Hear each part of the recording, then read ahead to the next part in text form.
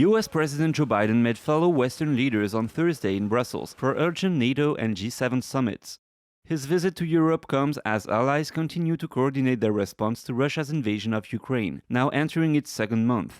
In an interview given to French Epoch Times, historian Philippe Fabry says the EU and the US share the same perspective on the conflict. L'Union européenne, elle est un peu dans la même situation que The EU is in the same position as the US.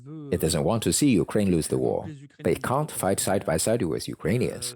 So all the EU can do is provide military assistance and create a media narrative to weaken as much as possible Vladimir Putin.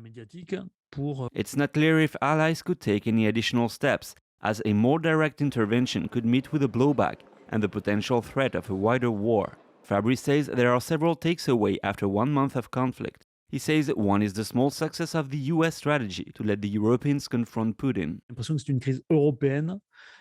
We have the impression this is about a European crisis after all, less than about Putin going after NATO. This allowed the EU to come together like this. It also triggered Germany to strengthen its military budget. For 30 years, the US has asked Germany to pay for its own defense, but that wasn't the case. So that's a strategic victory for the US. On the other hand, he says the perspective behind NATO's strategy is unlikely to have an impact on Russia in the long term. What the Europeans and the Americans are doing is to redeploy a strategy they already used in the 1980s when they faced the USSR. I mean, using economic sanctions and embargoes and trying to create a new Afghanistan in Ukraine, I don't think it will work this time. David Vives, NTD News, Paris.